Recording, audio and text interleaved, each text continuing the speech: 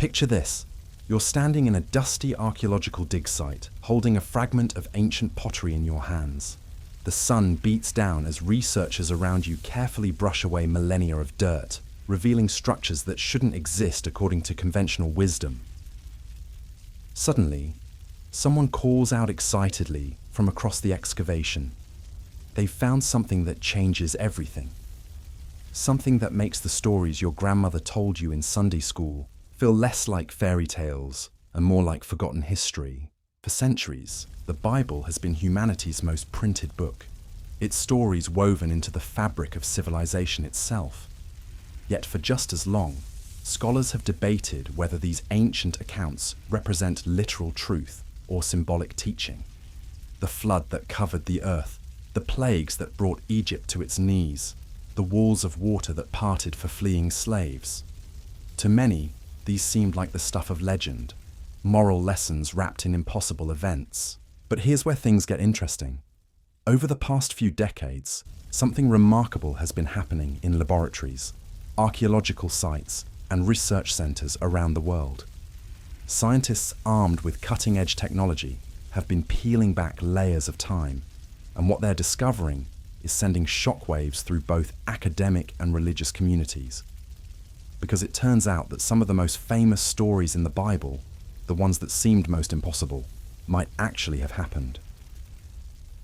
We're not talking about blind faith or wishful thinking. We're talking about hard evidence. Geological samples that reveal catastrophic flooding, archaeological remains that match biblical descriptions with stunning accuracy, astronomical calculations that pinpoint exact dates, computer simulations that demonstrate how seemingly miraculous events could occur through natural phenomena. Today, we're going to explore 9 biblical events that modern science has found evidence for. Events that bridge the gap between ancient faith and contemporary knowledge. Events that suggest our ancestors weren't just telling stories around campfires, but preserving memories of real occurrences that shape the course of human history. Now, before we dive in, let's be clear about something. This isn't about proving or disproving anyone's faith. Science and spirituality don't have to be enemies. What we're looking at is how natural phenomena could explain events that ancient peoples interpreted through their own cultural and spiritual lens. Whether you see the hand of divine intervention or the power of nature at work, the evidence itself is fascinating. So grab a cup of coffee, settle in, and prepare to see some of the world's most famous stories in a completely new light. Because by the time we're done, you might find yourself looking at that old family Bible with fresh eyes, wondering what other secrets are hidden in its pages. Let's start with perhaps the most famous flood story ever told, the Great Flood. You know the one. Noah, the ark, 2 of every animal, and waters that covered the entire earth. For generations, this seemed like pure mythology. How could the entire planet flood? Where would all that water come from? And don't even get started on fitting every species into a single boat. But in the year 2000, 2 geologists from Columbia University named Walter Pittman and William Ryan made a discovery that changed everything. They were studying core samples taken from deep beneath the Black Sea, routine scientific work that nobody expected would rewrite our understanding of ancient history. What they found was shocking. Dozens of feet below the current seafloor lay a layer of mud typically found in river deltas. And within this mud, shells from mollusks that live only in fresh water. This suggested something incredible. At some point in the distant past, the Black Sea wasn't the saltwater body we know today, but a freshwater lake supporting a rich agricultural landscape. Armed with this evidence and other geological data from the region, Pittman and Ryan began constructing an incredible theory about what happened. They proposed that thousands of years ago, the Black Sea was indeed a freshwater lake, separated from the saltwater Mediterranean by a strip of land known as the Bosphorus Strait. Then, at the end of the last ice age around 10,000 years ago, something catastrophic occurred. As ice sheets across the northern hemisphere began melting and global water levels started rising, the Mediterranean rose so dramatically that it broke through the Bosphorus Strait, flooding the Black Sea region below. Picture this. Water began rushing through the breach with more than 200 times the force of Niagara Falls. In a single day, enough water could enter the Black Sea basin to cover an area the size of Manhattan to a depth of over 3,000 feet. Within a year, approximately 60,000 square miles of land could vanish underwater. This theory caught the attention of the world's most famous marine explorer, Robert Ballard. Yes, the same man who tracked down the wreck of the Titanic in 1985. With Pittman and Ryan's research in hand, Ballard traveled to the Black Sea to investigate further. Using sonar scanners mounted on ships, his team began mapping the seafloor. What they discovered was astonishing. More than 300 feet below the surface, there on the seabed, were the remains of an ancient building. Further exploration revealed stone tools and ceramics scattered throughout the surrounding area. As Ballard put it, what they were looking at was a culture thousands of years old. For them to find a structure at that depth meant these people were definitely living there before it was flooded. But they didn't stop there. To push further, they conducted carbon dating on freshwater mollusk shells that Pittman and Ryan had observed earlier, along with saltwater mollusk shells found in the seafloor layers above them. Incredibly, they found that the freshwater mollusks were not only older than the saltwater ones, but all the freshwater mollusks were the same age, meaning they died at the same time. For Ballard, this proved they died as a result of sudden flooding, because if they had died slowly due to gradually rising waters, their ages would have been different. For the first time, conclusive evidence emerged of a flood occurring in the Black Sea region, one that could certainly have been the basis for the biblical story of Noah's Ark. But here's where it gets even more interesting. The Bible isn't the only place a global flood story appears. Similar tales exist within cultures throughout the world and across history, from ancient Mesopotamian civilizations in Greece and Rome, to the Aztecs and Maya and Incas in Central and South America, to India and China, and Native American tribes and Australian Aboriginals.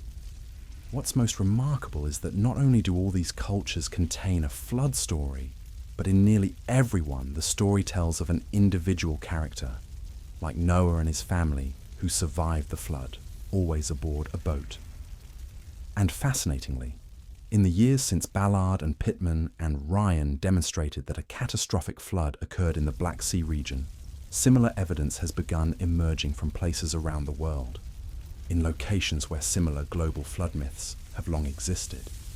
In 2016, researchers in China discovered evidence of a catastrophic flood that raised water levels by approximately 800 feet in the Yellow River Valley thousands of years ago, seemingly confirming the historical basis for China's flood legend with its Noah-like character, Emperor Yu. In 2020, evidence emerged of a massive flood in the central Andean plateau of South America, where the Inca once spoke of a family surviving a global flood sometime in the deep past. In 2023, researchers in India announced they had confirmed the ancient Hindu legend in which a character called Manu survives a global flood by revealing evidence of a flood so large it caused the Saraswati River to disappear thousands of years ago. It seems that almost every year, new evidence emerges seemingly confirming the global flood stories of cultures around the world. Does this mean the biblical story of Noah's Ark has been proven?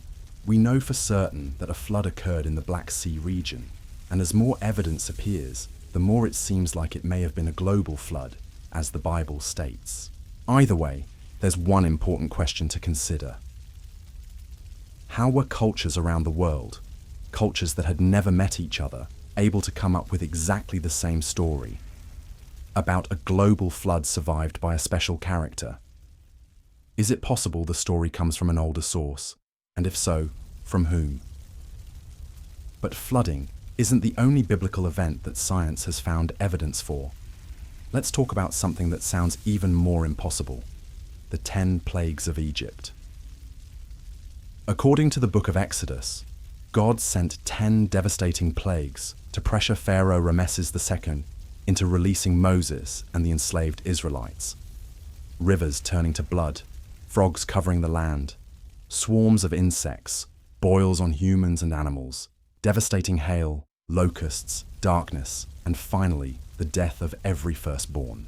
For years, secular scholars viewed this story as fiction, a tale written later by the Israelites to demonstrate their God's power over other gods.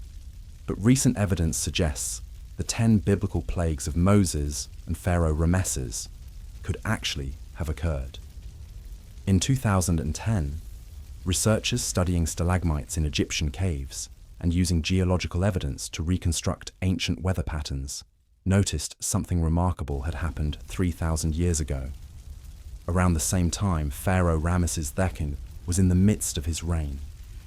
The evidence showed that during that period, a dramatic climate shift suddenly occurred, causing rapid temperature increases and severe drought throughout Egypt. This drought was so severe, it would have dried up the mighty Nile River and turned it into what researchers described as a slow-moving, muddy waterway. With these groundbreaking findings in hand, researchers from around the world quickly began piecing together how this could directly lead to the 10 plagues the Bible spoke of. Following the order of plagues listed in Exodus, let's start with the first plague. Moses struck the waters of the Nile with his staff, and all the water turned to blood. Fish died, the river smelled terrible, and Egyptians couldn't drink the water. With rising temperatures and the Nile drying into a muddy, slow-moving waterway, many researchers pointed out this would provide perfect conditions for toxic freshwater algae, called Oscillatoria rubescens, also known as burgundy blood algae, to flourish. As the name suggests, burgundy blood algae gives water a blood-red appearance, often called a red tide. More importantly, it makes water toxic, causing aquatic life to die and giving water a foul smell, making it the perfect explanation for the biblical description of the Nile turning to blood. The second plague, frogs covering the country, climbing into houses, bedrooms, and ovens. The toxic algae in the Nile would mean frogs were forced to leave their natural habitat in the water, moving onto land and covering the country in what appeared to be a plague of frogs. The third plague, lice covering people and animals, making all the dust throughout the land become lice. Since frogs had lost their aquatic habitat and moved to land, they died in large numbers. With the loss of so many frogs, insects like lice would have lost their natural predators and multiplied, making it seem like all the dust throughout the land had become lice. The fourth plague, dense swarms of flies invaded Pharaoh's palace and destroyed the land throughout Egypt. Similarly, dense swarms of flies would make sense again in the context of widespread genocide of frogs. The fifth plague, a terrible plague, struck Egyptian livestock in the fields, killing horses, donkeys, camels, cattle, sheep, and goats. Insects like lice and flies carry diseases harmful to both humans and animals. Scientists believe the fifth plague could have resulted from insects spreading African horse sickness or blue tongue disease to livestock, causing large numbers of animals to die. The sixth plague, boils broke out on humans and animals throughout the land.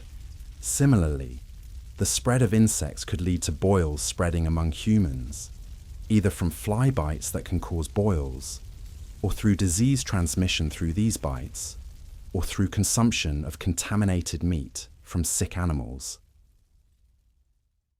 The seventh plague, the Lord rained hail on the land of Egypt, with lightning flashing back and forth. It was the worst storm in all the land of Egypt since it became a nation. Throughout Egypt, hail struck everything in the fields, destroying everything growing and stripping every tree. Going back to the idea that a dramatic climate shift occurred at this time, it would be easy to explain the worst hailstorm ever as simply a historic weather event. However, some scientists have a different explanation. About 3,500 years ago, one of the largest volcanic eruptions in history occurred on the island of Santorini in the Mediterranean, releasing billions of tons of volcanic ash into the atmosphere. Initially, researchers didn't connect this eruption to Egypt, which was hundreds of miles away, until they began finding pumice stones made from cooled volcanic ash at sites throughout the country.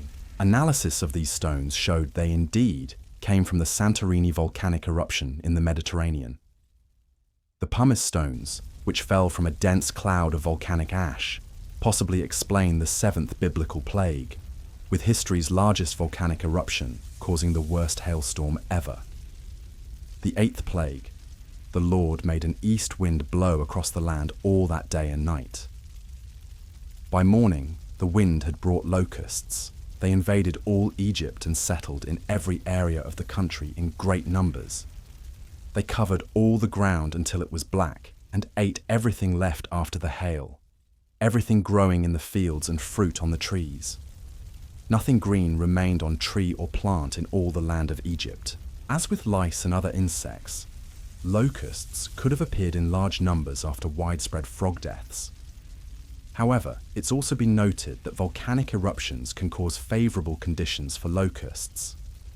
As one scientist put it, ash fallout causes weather anomalies, which translates to higher rainfall, higher humidity, and that's exactly what promotes locust presence. Either way, widespread locust infestations can easily be explained. The ninth plague. Moses stretched out his hand toward the sky, and total darkness covered all Egypt for 3 days. No one could see anyone else or move about for 3 days. Similarly, billions of tons of volcanic ash released into the atmosphere would certainly have the ability to block out the sun for several days at a time. At the same time, the severe drought occurring at that time could have led to unprecedented sandstorms. Like locusts, 3 days of darkness can be explained by volcanic eruption and climate shift. The 10th plague. Every firstborn in Egypt died, from the firstborn of Pharaoh sitting on the throne to the firstborn of the servant girl at her hand mill. An explanation for the final plague can be found by returning to the first plague, the proliferation of toxic algae in the Nile River. Toxic algae releases mycotoxins, a poisonous substance that can contaminate grain, since firstborn sons were the first sent to work in the fields harvesting grain, and as future fathers, those who ate first and ate most at meals, contaminated grain could cause disproportionate deaths among them. Put all 10 of these plagues together, and the meaning becomes clear. A dramatic climate shift in Egypt during the time of Pharaoh Ramesses II, combined with a historic volcanic eruption in the Mediterranean at approximately the same time, means the plagues described in the Bible were likely real events, perhaps recorded by the Israelites after the fact, woven into a story demonstrating their God's greatness. But the story of the Israelites and their escape from captivity in Egypt continues beyond the plagues. Because according to Exodus, after the 10th plague finally convinced Pharaoh to let them leave, he quickly changed his mind and pursued them with his army. What happened next would become one of the most dramatic scenes in biblical history, the parting of the Red Sea. And that's where we'll pick up next time, as we continue exploring how modern science is shedding new light on some of the most incredible stories ever told. Because as we're discovering, the line between miracle and natural phenomenon might not be as clear as we once thought. The story continues in Exodus chapter 14, where the fleeing Israelites find themselves trapped between Pharaoh's pursuing army and an impossible barrier of water. Picture the scene. 600 of Egypt's finest chariots thundering across the desert, their wheels kicking up clouds of dust that darken the horizon. Ahead of them, a ragtag group of former slaves huddles at the edge of what appears to be certain death. The Israelites are cornered at Pi Hahiroth, hemmed in by mountains on one side and the sea on the other. There's nowhere to run, nowhere to hide. Pharaoh's army closes in for what should be an easy slaughter. But then something extraordinary happens. According to the biblical account, Moses raises his staff, stretches his hand over the water, and the sea parts, creating a pathway of dry land with walls of water on either side. For centuries, this seemed like the most impossible story in an already impossible book. Seas don't just split apart on command. Water doesn't stand up like walls. Yet in 2010, a scientist from the National Center for Atmospheric Research at the University of Colorado, named Carl Drews, began using computer modeling to explore whether a phenomenon called wind set-down could have occurred in ancient Egypt. Wind set-down is when strong winds blow water in a lake or sea to one side, effectively separating the water and leaving dry land in its place for a short period. As Drews described it, the parting of waters can be understood through fluid dynamics. Wind moves water in a way consistent with physical laws, creating a safe passage with water on both sides, then suddenly allowing the water to rush back in. Drews believed wind set-down could have happened in ancient Egypt, creating a path of dry land the Israelites could cross during their exodus before the waters suddenly rushed back and closed their route. To explore his theory, he studied ancient geography to construct possible locations, then used computer simulations to recreate conditions that might have led to wind set-down. The first thing he did was rule out the Red Sea as a possible location, both because it runs north to south, which doesn't fit with the biblical description of wind from the east sweeping water to one side, and because at 190 miles wide and an average depth of 1,640 feet, that represents too much water to move and too long a route for the Israelites to traverse if they had to. However, Drews' computer simulation found a location in the region where wind set-down could have occurred around 1250 BCE, when the Exodus story was said to have taken place. A body of water known in modern times as Lake Tanis. There, Drews found that steady 63-mile-per-hour winds from the east would have pushed Lake Tanis's waters to its western shores and created a land bridge that would remain dry for hours. Now, you might wonder what this has to do with the biblical story of the Exodus, where Moses and the Israelites were said to cross the Red Sea, not Lake Tanis. Well, according to scholars, the Red Sea wasn't what Moses and the Israelites crossed at all. In the original Hebrew text, the body of water being crossed isn't called the Red Sea, but the Sea of Reeds. A translation error occurred when the text was first translated into Greek in the 3rd century BCE, where Sea of Reeds became Red Sea in Greek and all future translations. For Drews, this was the key that brought all the puzzle pieces together. In 1250 BCE, Lake Tanis was, according to Drews, a shallow, moderately saline lake that provided perfect habitat for papyrus reeds to grow. Once again, it seemed a remarkable biblical event could be explained by natural phenomena. Perhaps wind set-down really did happen, randomly, when the Israelites were fleeing Egypt, allowing them to cross the Sea of Reeds to safety. But whether divine intervention or natural coincidence, there's no doubt it could have happened. And that's just the beginning of how science is rewriting our understanding of biblical events.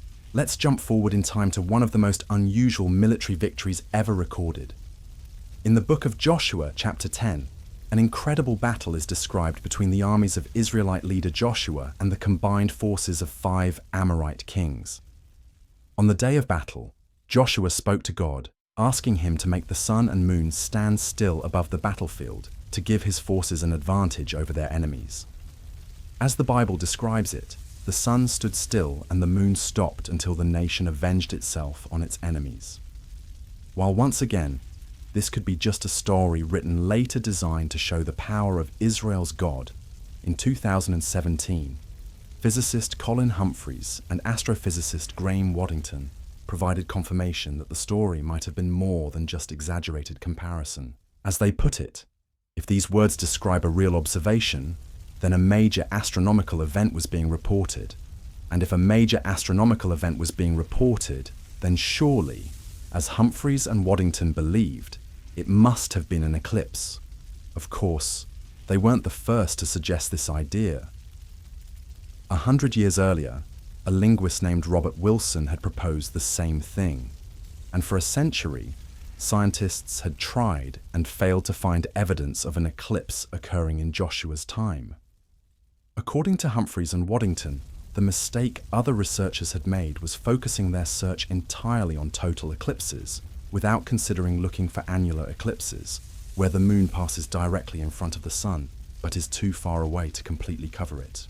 With this in mind, Humphreys and Waddington created a computer simulation to search for annular eclipses in the region between 1500 and 1050 BCE, a time period covering the centuries leading up to Joshua's era, which was known to be around 1200 BCE. What they found was that one annular eclipse had occurred during that time period, on October 30th, 1207 BCE.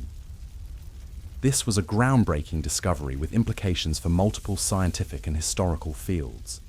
But quite simply, it demonstrated conclusively that the day the sun stood still described in the book of Joshua was a real historical day.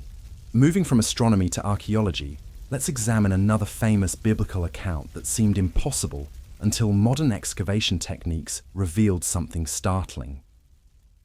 According to Genesis chapter 19, Sodom and Gomorrah were two ancient cities destroyed by God because of their wickedness and sin. In the story, God sent angels to destroy the cities, choosing only to save a righteous man named Lot and his family. While Lot and his family flee to safety, the fate of Sodom and Gomorrah is horrific. The Lord rained down burning sulfur on both cities from heaven, destroying them and the entire plain, wiping out all inhabitants and vegetation in the land. Like the flood story, Sodom and Gomorrah's destruction was long viewed not as historical record, but as religious teaching about divine wrath caused by human sin. In 2006, this view began changing thanks to remarkable discoveries at the ancient city of Tol el-Hammam. During the Bronze Age, Tol el-Hammam was the largest city in the Jordan Valley region, and at its peak was 10 times larger than Jerusalem. Given its historical importance, modern archaeologists had long been interested in the site.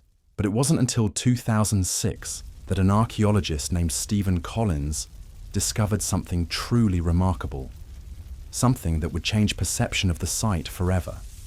That year, Collins and his team began digging deep into the earth, down to a geographical layer corresponding to a time period around 1650 BCE.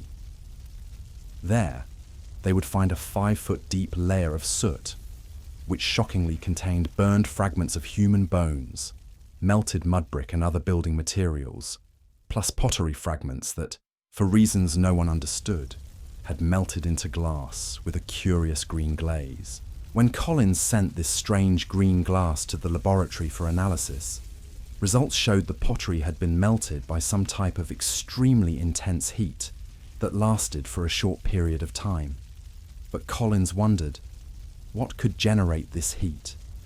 It went beyond anything technology at that time could produce. As research continued, Collins and his team found something else that puzzled them.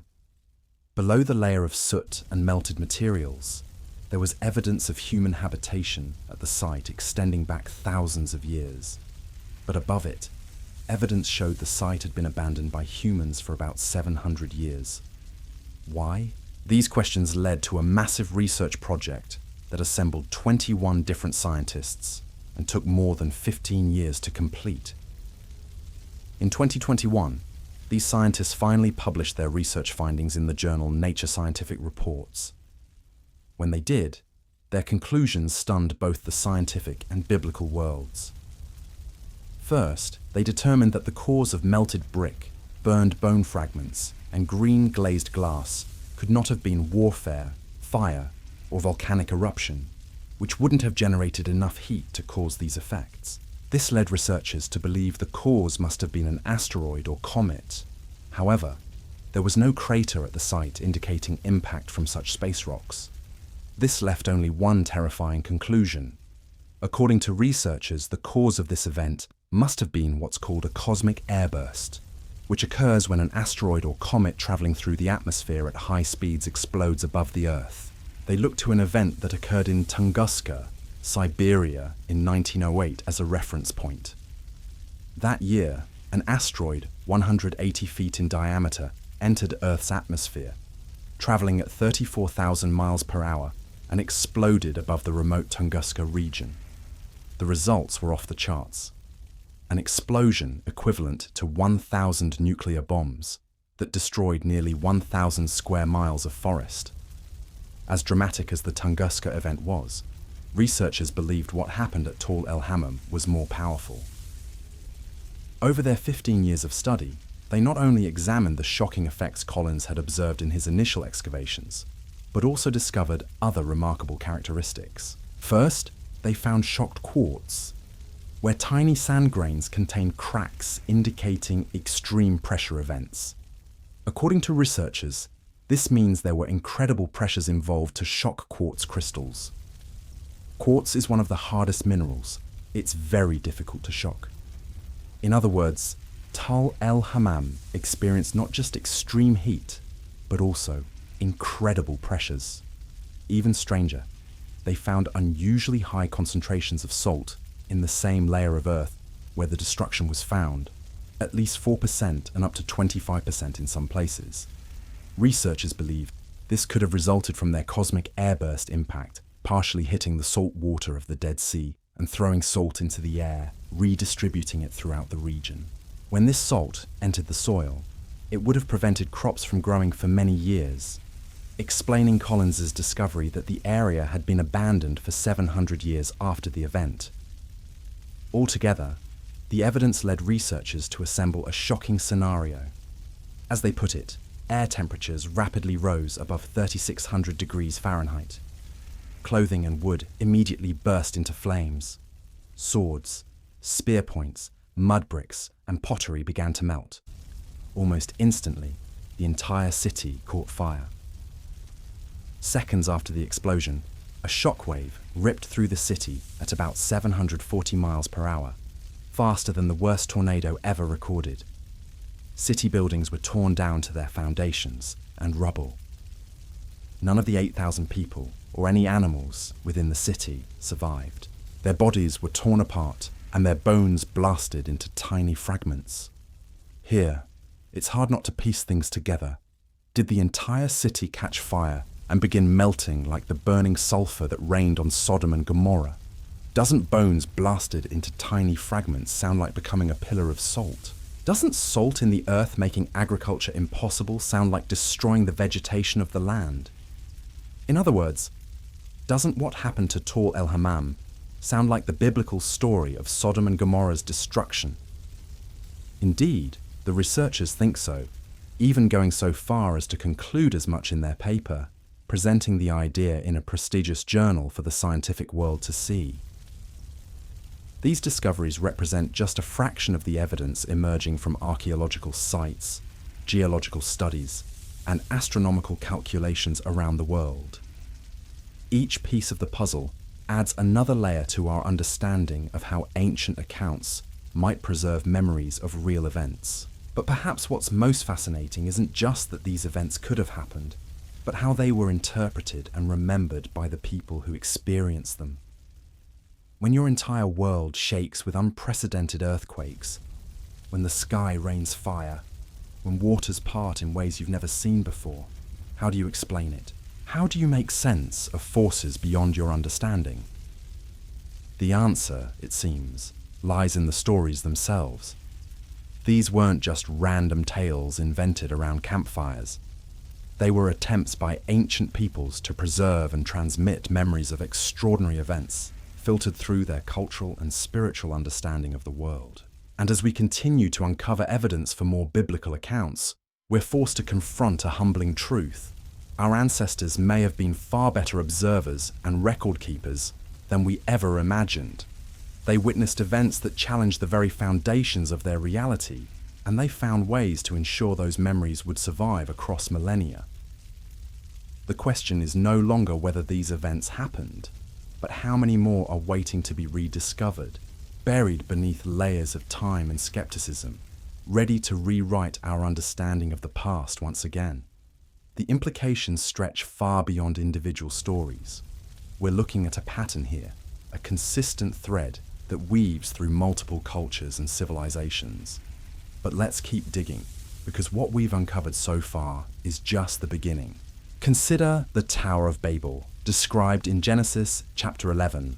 According to the biblical account, after Noah's flood, when the whole world had one language and common speech, humanity began working on an ambitious construction project. They used brick instead of stone and tar for mortar, building a city with a tower that reached towards the heavens. For years, many scholars argued this was purely symbolic, a story designed to explain the diversity of languages around the world. But in 2017, something remarkable happened. Andrew George, a professor of Babylonian studies at the University of London, finally gained access to a baked clay tablet from ancient Babylon that had been discovered a century earlier but kept hidden in a private collector's possession. When George laid eyes on it, he quickly realized what the tablet showed was extraordinary. It contained an inscription depicting a massive 7-level ziggurat tower, and beside it, a king that George identified as the famous King Nebuchadnezzar. Below the inscription was text identifying the building as a Temenanki, the ziggurat of Babylon, or the Tower Temple of Babylon, and describing its construction. According to George, this description was what made the tablet very strong evidence that the Tower of Babel story was inspired by this real building. Within the description was a quote attributed to Nebuchadnezzar that read, "I built their structures with bitumen and fired brick throughout. I completed it by raising its summit to heaven, making it gleam like the sun." Remember, the Bible describes the Tower of Babel as being made of brick rather than stone and reaching toward heaven. Nebuchadnezzar's quote sounds remarkably similar to the biblical verse. The quote continues, detailing those involved in building the tower. "From the upper sea to the lower sea, to the distant lands and crowded peoples of dwellings, that I gathered for building this ziggurat of Babylon." In other words, the tower was built by people from around the world, likely slaves captured in Babylonian conquests, speaking all different languages. Once again, this mirrors the linguistic diversity in the biblical Tower of Babel story. Combined, what the tablet showed was clear to George and many others. The biblical Tower of Babel story must have been influenced by the construction of Etemenanki in Babylon, which the Israelites would have encountered during their captivity in Babylon. But these architectural marvels weren't the only impossible things happening in the ancient world. Sometimes the most incredible stories involve individual human beings doing things that defy belief. Take the famous account of David and Goliath from 1 Samuel chapter 17. This story begins with the armies of the Israelites and Philistines facing each other on opposite sides of the valley of Elah. Each day, during 40 days of stalemate, a Philistine warrior named Goliath stepped forward and challenged the Israelites to single combat. No one met his challenge because he was enormous. As the Bible describes, his height was 6 cubits and a span. He wore bronze armor weighing 5,000 shekels, and his spear was like a weaver's rod, with an iron point weighing 600 shekels. Finally, a shepherd named David took up the challenge, facing Goliath without armor or steel, but only with his trusted sling. Their battle became one of the most popular narratives anywhere in the Bible. When Goliath approached to attack, David ran quickly toward the battle line to meet him, reached into his bag, took out a stone, slung it, and struck the Philistine on his forehead. The stone sank deep, and Goliath fell face down on the ground. For many years, scholarly opinion insisted this was nothing more than a symbolic story meant to teach about overcoming odds, about intelligence and belief defeating brute force, rather than an actual account of a real event. But recently, evidence has begun emerging that's changing this view. To start with, despite his importance in biblical narrative, scholars had long doubted that King David actually existed.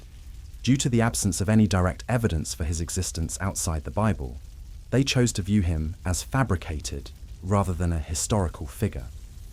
That changed in 1993 when a broken stone tablet dating to the late 9th or early 8th century BCE, was discovered in northern Israel.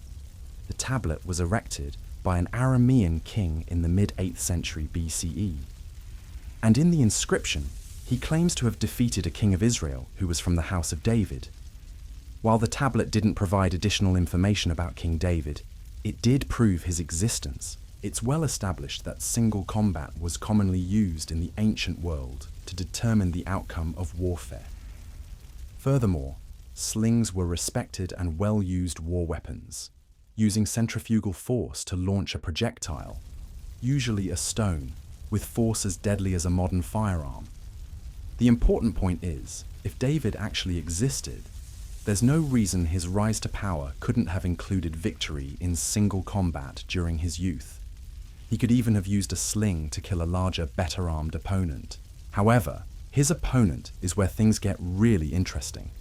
For years, scholars believed no giant figure called Goliath existed at all, certainly a fictional character, a rhetorical device to make a point about overcoming odds, or at best, a later embellishment to make a great king look good.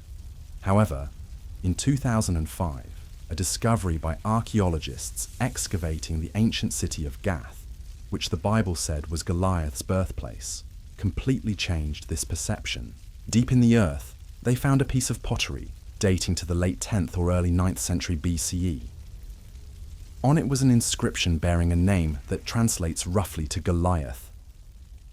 Some believe this proves the biblical Goliath actually existed. But whether it did or didn't, at minimum, it pushed researchers to reconsider an old study with fresh eyes and renewed interest.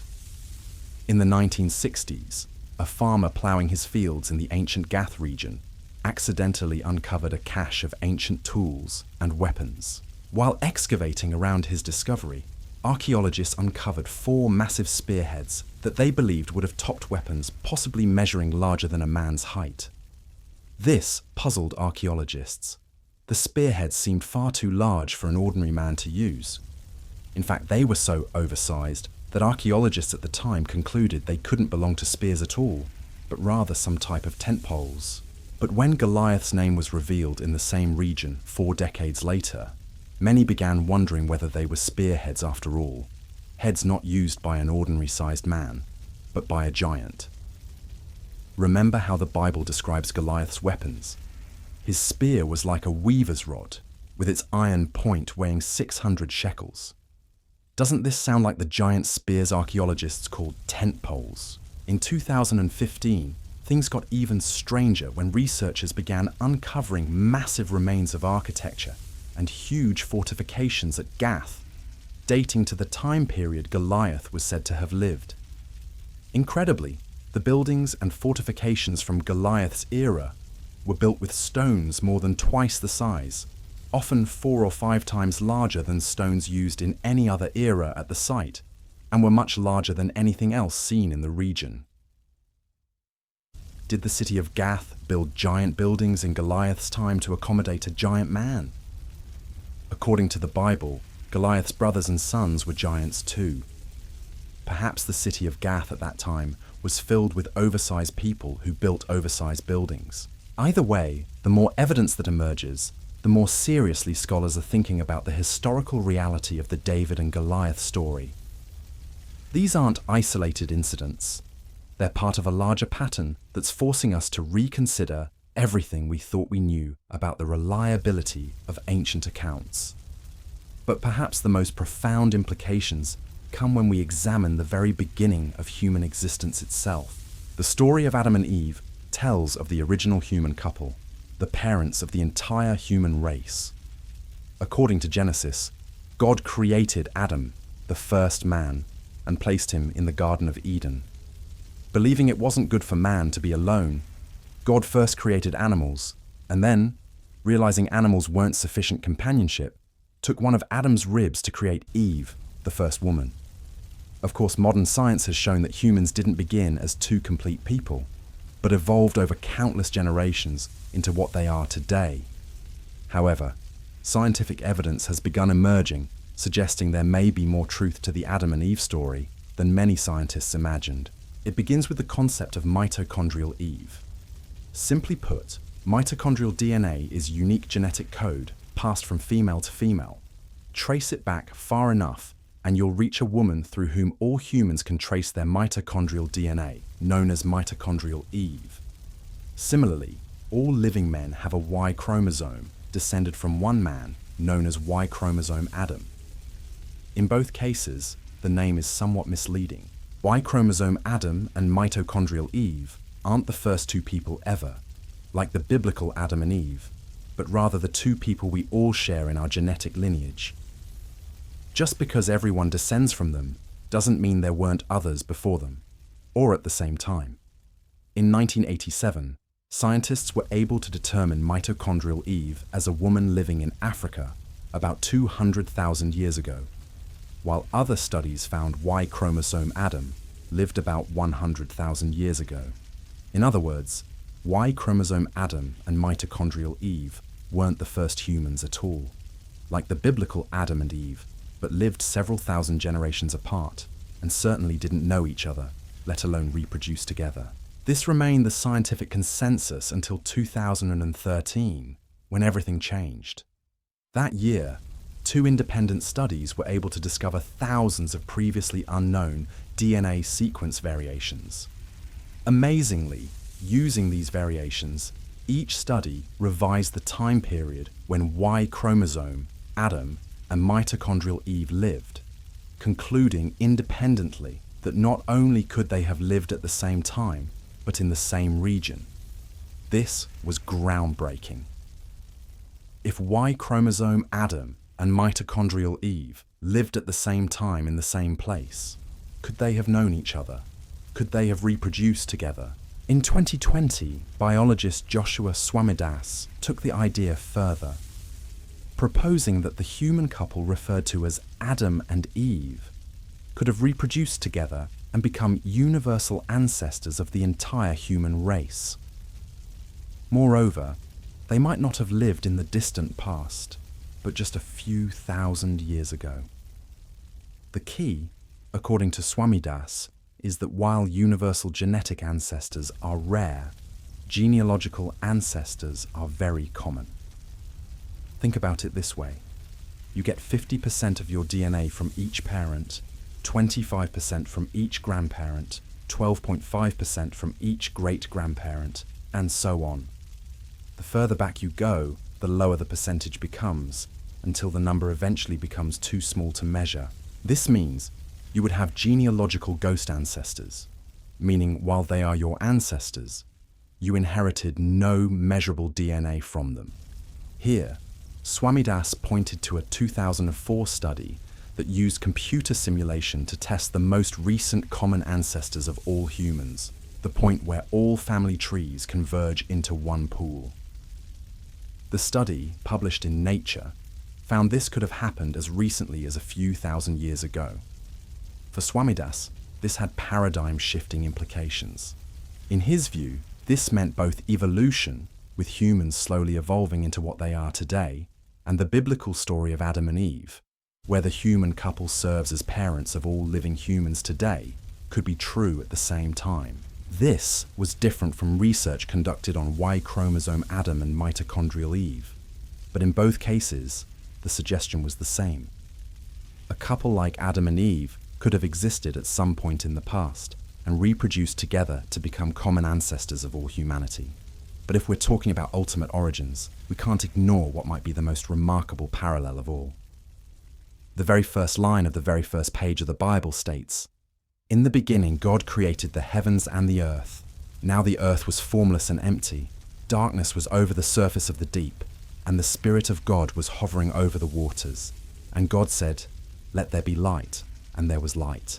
This seemed like perhaps the most foundational religious principle, that God created the universe. But in fact, many have recently pointed out how the biblical description overlaps with another theory about the universe's creation, one currently accepted as fact by mainstream science, the Big Bang. According to Big Bang theory, the entire universe began as an intensely dense, extremely small singularity before beginning to explode, the famous Big Bang, inflating the universe outward faster than the speed of light, flooding the cosmos with matter that would eventually serve as building blocks for everything that exists. Initially, this matter was impossible to see because it couldn't hold visible light, until over time, electrons began meeting with nuclei to form atoms, allowing light to shine through. For some, the overlap is undeniable. As one scientist put it, the Big Bang conclusively shows that the universe has a definite beginning point, creation, as described in Genesis.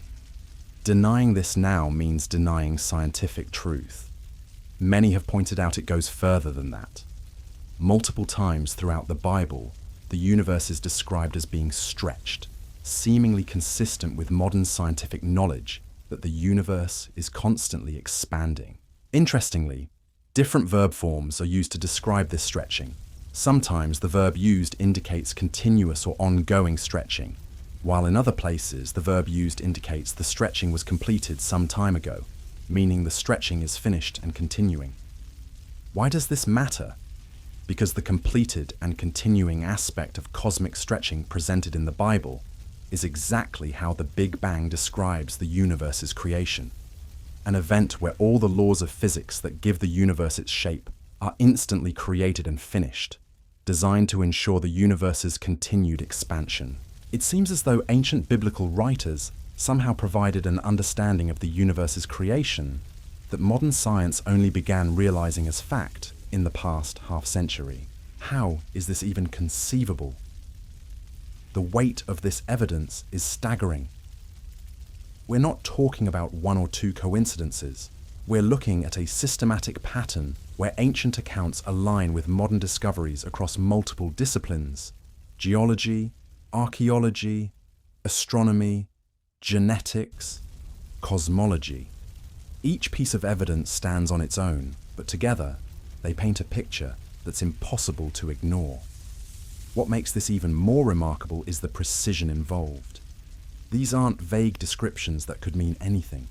They're specific details that match up with scientific findings in ways that would have been impossible for ancient peoples to fabricate or guess at. Consider the astronomical calculations that pinpoint exact dates of eclipses, or the geological evidence showing precise layers of flood sediment, or the genetic studies revealing common ancestors at specific time periods.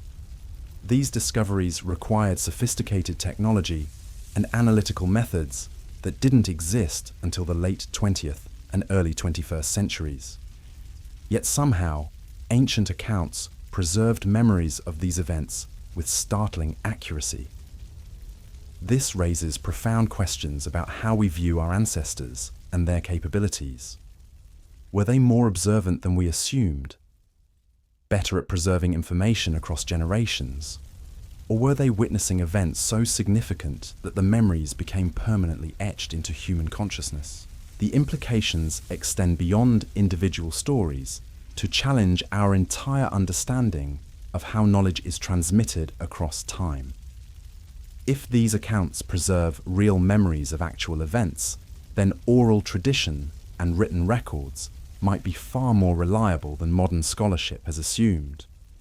We're forced to confront the possibility that dismissing ancient accounts as mythology might have been premature.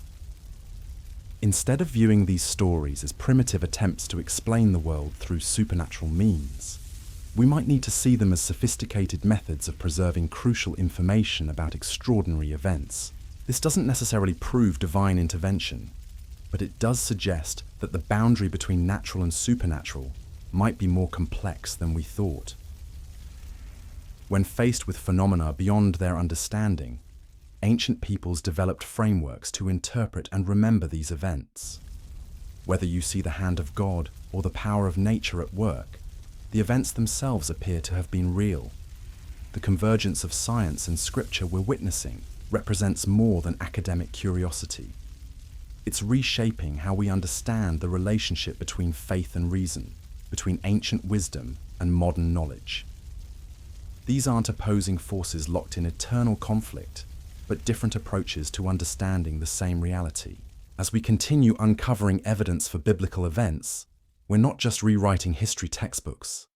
we're discovering that the stories that shaped civilization might be more grounded in reality than anyone imagined.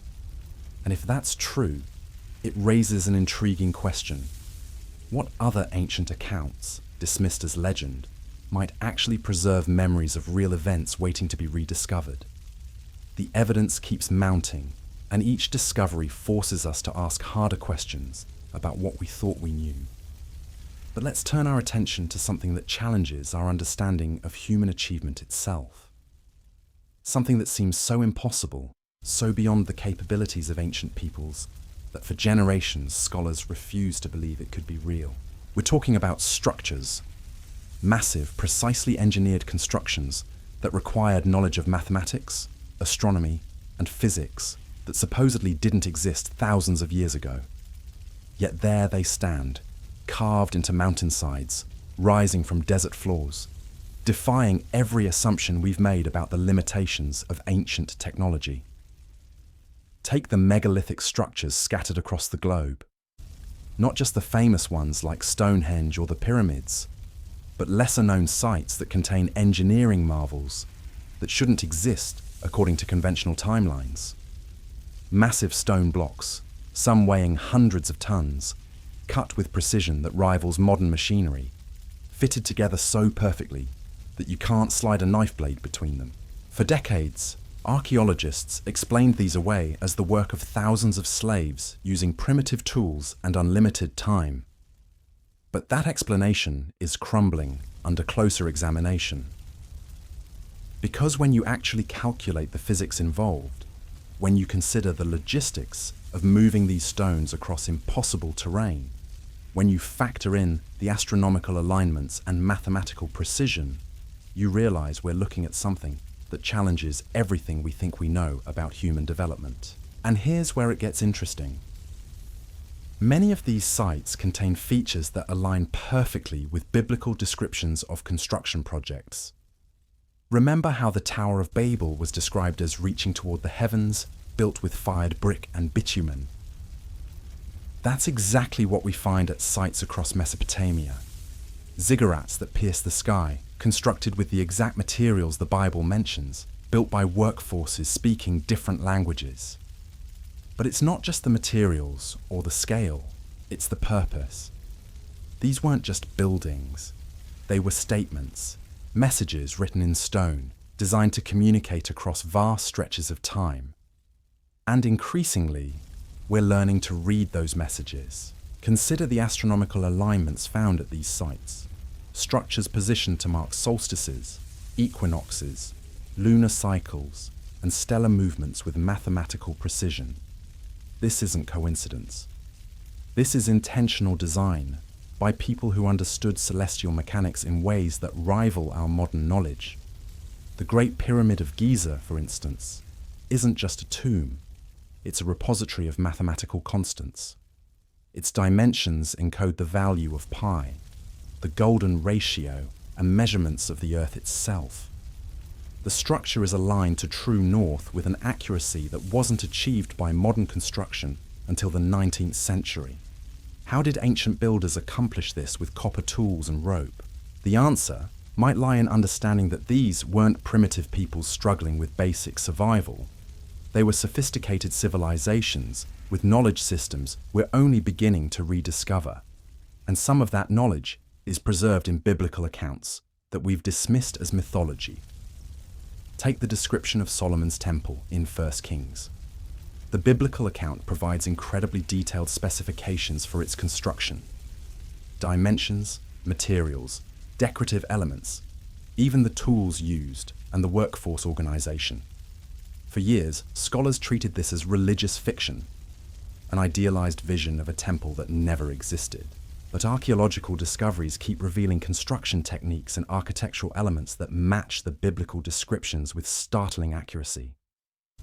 Foundation stones cut to precise measurements, drainage systems that demonstrate advanced engineering knowledge, decorative motifs that appear in archaeological contexts exactly where the Bible says they should be. We're not just talking about lucky guesses. We're looking at detailed technical knowledge preserved in texts written thousands of years ago.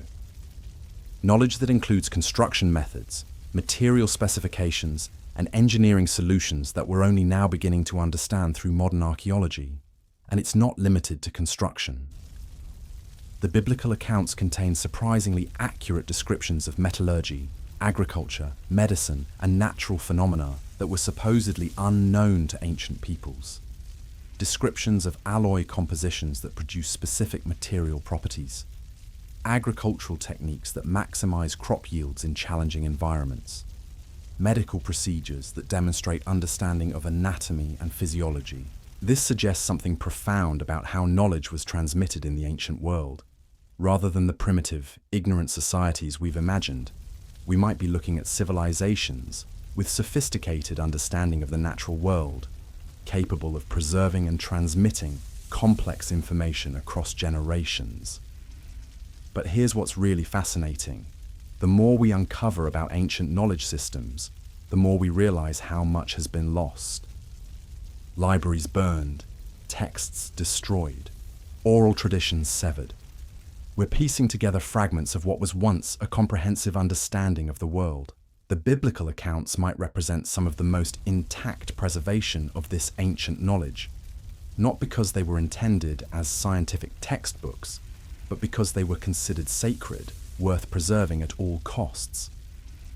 Stories that encoded technical information within narrative frameworks designed to ensure their survival. Think about it this way. If you wanted to preserve crucial information across thousands of years, through wars, disasters, and social upheavals, how would you do it?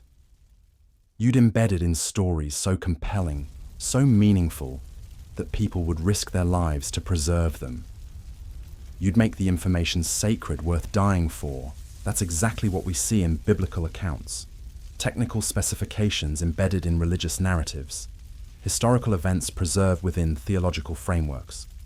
Scientific observations wrapped in spiritual language. Not because ancient peoples couldn't distinguish between natural and supernatural, but because they understood that sacred stories survive when technical manuals are lost. This reframes our entire understanding of what these texts represent. They're not just religious documents or historical chronicles. They're repositories of ancient knowledge, preserved through one of the most effective information storage systems ever devised: human memory and cultural transmission. And as we develop better tools for extracting and interpreting this information, we keep discovering that ancient peoples knew far more than we ever imagined. They observed natural phenomena with scientific precision. They developed technologies that we're still struggling to replicate. They created knowledge systems that preserved crucial information across millennia. The biblical accounts of construction projects, natural disasters, astronomical events, and human migrations aren't just stories. They're data, encoded information about real events, real knowledge, real achievements that have been waiting for us to develop the tools necessary to decode them. This has profound implications for how we approach ancient texts in general. Instead of dismissing accounts that seem impossible, we might need to ask what knowledge they're preserving. Instead of assuming primitive ignorance, we might need to recognize sophisticated information storage systems. The convergence we're seeing between biblical accounts and scientific discoveries isn't coincidence. It's revelation. The gradual unveiling of knowledge that was never lost, just encoded in forms we didn't know how to read. But perhaps most importantly, it's a reminder that human knowledge isn't linear. We don't just accumulate information over time in a steady upward progression. Knowledge can be lost, rediscovered, forgotten again, and found anew. Civilizations rise and fall, taking their understanding with them, leaving only fragments for future generations to piece together. The biblical accounts might be some of our most valuable fragments, windows into ways of understanding the world that we've forgotten, preserved by people who recognize their importance even when they couldn't fully comprehend their meaning. As we continue developing new technologies for archaeological investigation, genetic analysis, astronomical calculation, and historical reconstruction, we'll undoubtedly uncover more evidence for biblical accounts.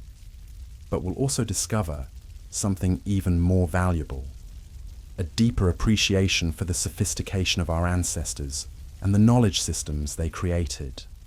These weren't primitive peoples telling fairy tales around campfires. They were sophisticated observers of the natural world, capable of preserving crucial information across vast spans of time through some of the most elegant information storage systems ever devised. And if that's true, then every ancient account deserves careful consideration. Every mythology might preserve real memories. Every legend could contain encoded truth, waiting for the right tools to reveal it. The implications stretch far beyond biblical studies. We're looking at a fundamental shift in how we understand human history, human capability, and the reliability of ancient sources. A recognition that our ancestors were far more knowledgeable, far more sophisticated, and far better at preserving information than we ever imagined.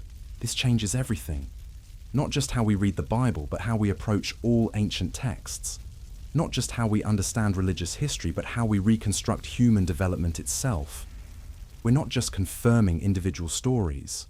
We're discovering that the entire framework through which we've understood the past might need to be rebuilt from the ground up. And that's perhaps the most remarkable discovery of all. In trying to verify ancient accounts through modern science, we've ended up questioning the foundations of modern assumptions. The evidence keeps pointing to the same conclusion. Our ancestors knew more than we thought, preserved more than we realized, and left us a legacy of knowledge that we're only beginning to understand. The question is no longer whether biblical events actually happened.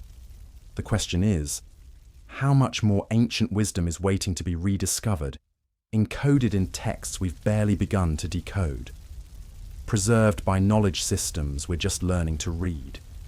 The threads we've been following lead us to something even more extraordinary, something that challenges not just our understanding of individual events, but the very nature of how information travels across time itself. Because what we're discovering suggests that ancient peoples didn't just witness remarkable events, they developed sophisticated methods for encoding and preserving knowledge that we're only now learning to decode. Consider the intricate numerical patterns embedded throughout biblical texts. Not random numbers, but precise mathematical relationships that encode astronomical data, architectural specifications, and even genetic information. The dimensions given for Noah's Ark, for instance, aren't arbitrary. When analyzed through modern naval architecture principles, they describe a vessel with optimal stability characteristics for surviving massive waves and extreme weather conditions. The measurements provided for Solomon's temple contain mathematical constants that weren't officially discovered until centuries later. The ratios embedded in the construction specifications encode principles of acoustics, structural engineering, and even quantum physics.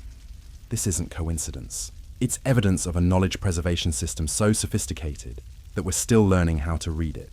But here's where things get truly fascinating. The same mathematical patterns appear in structures around the world, built by civilizations that supposedly never contacted each other. The same astronomical alignments, the same proportional relationships, the same encoded constants. It's as if ancient peoples shared access to a universal knowledge system that transcended cultural boundaries. Take the phenomenon of megalithic construction, massive stone structures built with precision that challenges modern engineering capabilities, found on every continent except Antarctica. These sites share remarkable similarities in their construction techniques, astronomical alignments, and encoded mathematical relationships. Yet conventional archaeology insists they were built independently by unconnected civilizations. The biblical account of the Tower of Babel provides a potential explanation. It describes a time when all humanity shared common knowledge and language, working together on projects that reached toward the heavens. If such a period actually existed, it would explain the global distribution of similar construction techniques and encoded knowledge systems. Recent discoveries in underwater archaeology are providing tantalizing evidence for this possibility. Submerged ruins found off the coasts of Japan, India, the Mediterranean and the Caribbean, show sophisticated construction techniques and astronomical alignments that predate conventional timelines for human civilization. These sites suggest the existence of advanced maritime civilizations that could have facilitated global knowledge transfer. The implications are staggering. We might be looking at evidence of a global civilization that possessed advanced knowledge of mathematics, astronomy, engineering, and natural sciences. A civilization whose knowledge was preserved in various forms: monumental architecture, written texts, oral traditions, after some catastrophic event caused its dispersal or destruction. The biblical flood narrative takes on new significance in this context, not just as a regional disaster, but as a global catastrophe that reset human civilization, scattering advanced knowledge across the world, where it was preserved in different forms by different cultures. The remarkable similarities between flood myths from unconnected civilizations might reflect shared memories of this global reset. This interpretation is supported by geological evidence showing massive climate disruptions around 10,000 to 12,000 years ago. Rapid sea level changes that would have inundated coastal civilizations worldwide. Sudden temperature shifts that would have forced mass migrations. Asteroid impacts that could have triggered tsunamis and climate chaos on a global scale. If advanced civilizations existed before these catastrophes, their knowledge would have been scattered with their survivors, some of it preserved in monumental architecture, designed to survive geological upheavals, some encoded in mathematical and astronomical relationships that could be transmitted orally, some written down in texts that would be copied and recopied by cultures that recognized their value even when they couldn't fully understand their meaning. The biblical texts might represent one of the most intact preservation systems for this ancient knowledge. Stories that encode technical information within narrative frameworks designed to ensure their survival across millennia of cultural change. Not because ancient peoples confused fact with fiction, but because they understood that sacred stories survive when technical manuals are forgotten. This explains the uncanny accuracy of biblical descriptions when subjected to modern scientific analysis. These weren't lucky guesses or divine revelations in the supernatural sense. They were the product of sophisticated observation and knowledge preservation systems developed by civilizations far more advanced than we've assumed. Consider the Genesis account of human development. Modern genetics is revealing that human migration patterns, population bottlenecks, and genetic diversity align remarkably well with biblical genealogies when properly interpreted. The generations described in biblical texts might preserve actual genetic and demographic data about human development, encoded in genealogical frameworks. The precise lifespans attributed to early biblical figures become less mysterious when viewed as encoded information about genetic stability, environmental conditions, or population dynamics rather than literal ages. The mathematical relationships between these numbers encode information about human development that we're only now beginning to understand through modern genetics. Similarly, the detailed laws and regulations found in biblical texts reveal sophisticated understanding of public health, agriculture, metallurgy, and social organization. Dietary restrictions that prevent disease transmission. Agricultural practices that maintain soil fertility. Legal frameworks that promote social stability. These weren't random religious rules, but encoded knowledge about how to maintain healthy, sustainable civilizations. The sacrificial systems described in biblical texts reveal advanced understanding of biochemistry and psychology. The specific animals, timing, and procedures weren't arbitrary religious rituals, but practical applications of knowledge about nutrition, social bonding, and psychological well-being. Modern research into the biochemical effects of ceremonial practices is confirming that ancient ritual systems had measurable psychological and physiological benefits. Even the seemingly supernatural elements of biblical accounts take on new meaning when viewed through this lens. The pillar of fire that guided the Israelites through the wilderness might describe advanced signaling technology. The Ark of the Covenant, with its precise specifications, might have been a sophisticated electromagnetic device. The various miraculous healings might reflect advanced medical knowledge preserved in narrative form. This doesn't diminish the spiritual significance of these accounts. If anything, it enhances it by revealing the sophistication of the knowledge systems that ancient peoples developed to understand and interact with the natural world. Their spiritual frameworks weren't primitive superstitions, but sophisticated models for comprehending forces and phenomena that we're still struggling to understand. The convergence of biblical accounts with modern scientific discoveries suggests that we're recovering knowledge that was never actually lost, just encoded in forms we didn't know how to read. Each archaeological discovery, each genetic analysis, each astronomical calculation brings us closer to decoding the information preservation systems that our ancestors created. But this raises profound questions about the nature of knowledge itself. If advanced understanding existed thousands of years ago, what happened to it? How was it lost? And what other knowledge might be waiting to be rediscovered in ancient texts that we've dismissed as mythology? The answer might lie in understanding that human development isn't linear. Civilizations rise and fall, taking their knowledge with them. Technologies are developed and forgotten. Understanding is gained and lost. What we call progress might actually be recovery. The gradual rediscovery of knowledge that existed before and was preserved in forms we're only now learning to decode. The biblical accounts might be our most valuable guides in this recovery process. Not because they're supernaturally inspired, but because they represent one of the most sophisticated information preservation systems ever devised. Stories so compelling, so meaningful, that people risked everything to preserve them across millennia of cultural upheaval. As we continue developing tools for decoding these information systems, we'll undoubtedly discover more evidence for biblical accounts. But we'll also discover something even more valuable: a deeper understanding of human capability, ancient knowledge, and the sophisticated ways our ancestors understood and interacted with the world. This isn't just about confirming religious texts or challenging secular assumptions.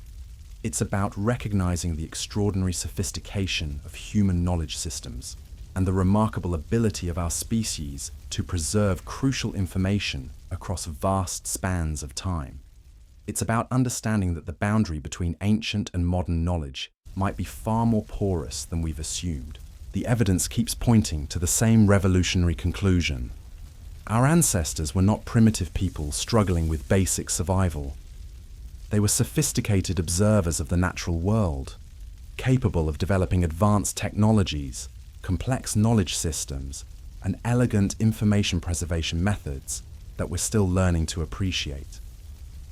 The biblical accounts of miraculous events, impossible constructions, and divine interventions might actually preserve memories of technologies and capabilities that we've forgotten and are only now beginning to rediscover. The supernatural elements might be ancient people's way of describing natural phenomena that exceeded their ability to explain in technical terms. But perhaps most importantly, this convergence of biblical accounts with scientific discoveries suggests that the human story is far richer, far more complex, and far more extraordinary than we've imagined. We're not just the products of recent technological development. We're the inheritors of knowledge systems that stretch back thousands of years, preserved by ancestors who understood that some information is too valuable to lose. As we continue this journey of discovery, we're not just confirming ancient accounts. We're recovering our own heritage, the sophisticated knowledge systems, advanced technologies, and elegant solutions that our ancestors developed to understand and interact with the world. Knowledge that was never actually lost, just waiting for us to develop the tools necessary to decode it. The implications stretch far beyond archaeology or biblical studies. We're looking at a fundamental reimagining of human capability, ancient knowledge, and the relationship between past and present. A recognition that the wisdom of ages isn't just poetic metaphor, but literal truth, encoded in forms we're only beginning to understand. And if that's true, then every ancient text deserves careful consideration. Every mythology might preserve crucial information. Every legend could contain encoded knowledge about technologies, capabilities, and understanding that we've forgotten and need to rediscover. The biblical accounts have served as our guide into this recognition, but they're not the end of the journey. They're the beginning. The first step in a process of recovery that could revolutionize our understanding of human history, human capability, and the remarkable knowledge systems that our ancestors created to ensure that crucial information would survive across the millennia. We're not just confirming that biblical events actually happened. We're discovering that they preserve memories of a human story far more extraordinary than we ever imagined. A story of advanced knowledge, sophisticated technologies, and elegant solutions that challenges everything we thought we knew about the development of human civilization. The question is no longer whether these accounts are true. The question is, how much more ancient wisdom is waiting to be recovered? How many more sophisticated knowledge systems are encoded in texts we've barely begun to decode? And what other extraordinary capabilities our ancestors possessed that we're only now beginning to rediscover? The answer lies not in what we've lost, but in what we've never stopped carrying. These stories, these accounts, these carefully preserved memories didn't survive by accident. They survived because they contained something too precious to lose, something that speaks to the very core of what it means to be human. You see, when you strip away the debates about literal versus metaphorical interpretation, when you move past the arguments between faith and science, what remains is something profound. Evidence that our ancestors witnessed events so extraordinary, so transformative, that they developed entire cultural systems to ensure those memories would never be forgotten. Think about what that means. Picture yourself witnessing something that defied everything you understood about how the world worked. Waters parting in impossible ways, the ground shaking with unprecedented force, the sky raining fire and stone. How do you process that? How do you make sense of forces beyond anything in your experience? You create frameworks, you develop language, you build meaning systems that can contain the incomprehensible. And most importantly, you find ways to pass those memories forward to ensure that future generations will understand what happened, even if they use different words to describe it. That's what we're seeing in these biblical accounts. Not primitive peoples making up stories, but sophisticated observers developing preservation systems. Every detail carefully chosen, every number precisely calculated, every narrative element designed to survive across cultural changes that would destroy purely technical documentation. The floodwaters that covered the earth preserve memories of real geological catastrophes. The plagues that brought Egypt to its knees encode actual climate data and environmental disasters. The parting of the seas reflects understanding of atmospheric and hydraulic phenomena that we're only now learning to replicate in computer models. But here's what makes this truly remarkable. The accuracy isn't accidental. These accounts contain levels of detail that would be impossible to fabricate. Astronomical calculations that pinpoint exact dates. Geological descriptions that match core samples taken from specific locations. Genetic information that aligns with modern DNA analysis. This suggests something extraordinary about the knowledge preservation capabilities of ancient civilizations. They weren't just telling stories around campfires. They were creating sophisticated information storage systems that could maintain accuracy across thousands of years of cultural transmission. And as we develop better tools for decoding these systems, the pattern becomes unmistakable.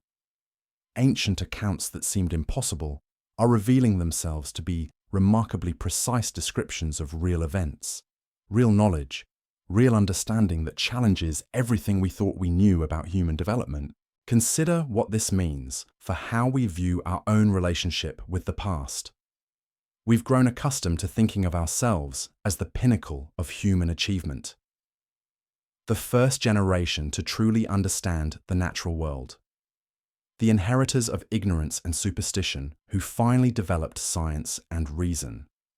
But the evidence suggests something very different.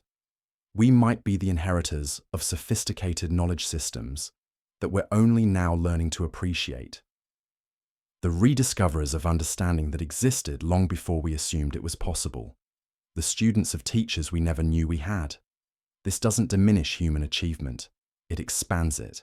It suggests that the capacity for sophisticated observation, complex reasoning, and elegant problem-solving isn't new to our species.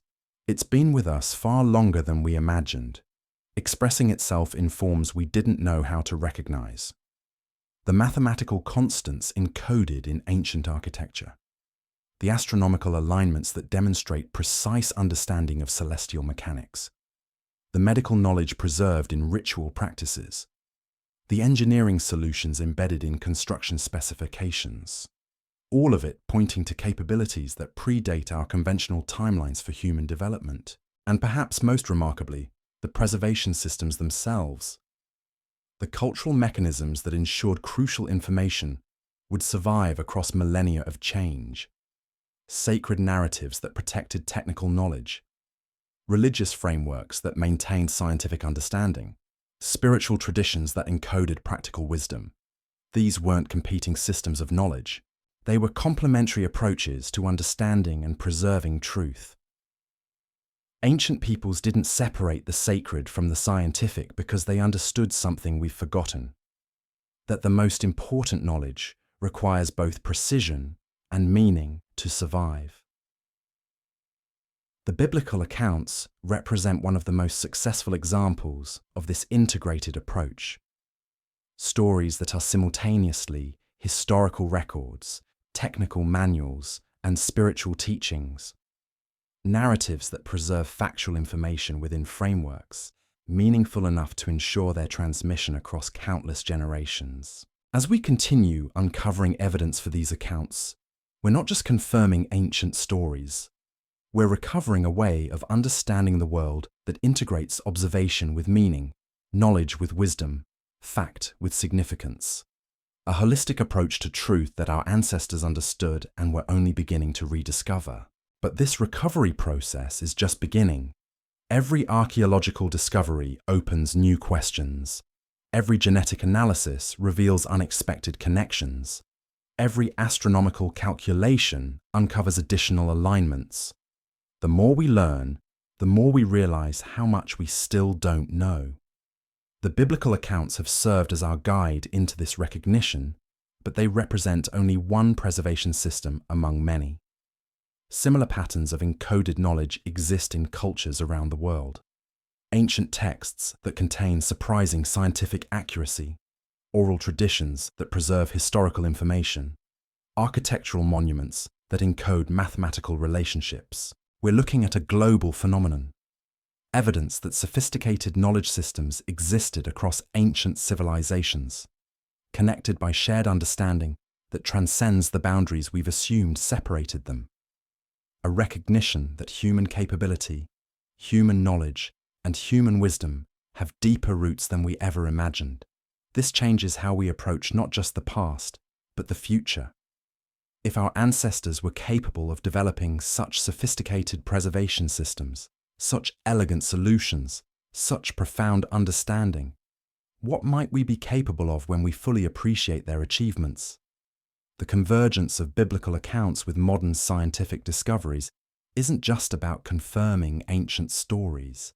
It's about recognizing the extraordinary legacy we've inherited, the sophisticated knowledge systems, advanced understanding, and elegant preservation methods that our ancestors created to ensure that crucial information would survive.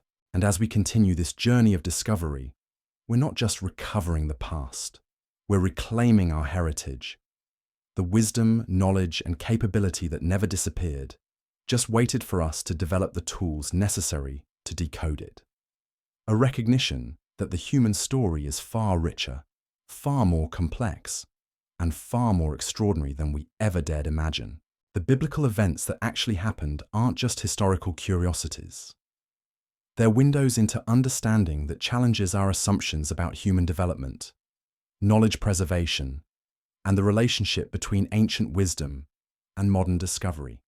Evidence that our ancestors were not primitive peoples struggling with basic survival, but sophisticated observers capable of achievements that we're still learning to appreciate. In the end, perhaps that's the most remarkable discovery of all. Not that ancient accounts can be scientifically verified, but that the verification process reveals the extraordinary sophistication of those who preserved them. The recognition that we're not the first generation to understand the natural world, but the latest in a long line of observers, thinkers, and knowledge keepers who found ways to pass their understanding forward across the vast expanses of time. The science confirms the ancient truths, not because they were supernatural, but because they were the product of natural observation conducted by minds as capable as our own. Minds that witnessed remarkable events and found ways to preserve those memories with accuracy that spans millennia. The question isn't whether these events happened, but how many more ancient truths are waiting to be confirmed by science that hasn't yet caught up to the wisdom of ages.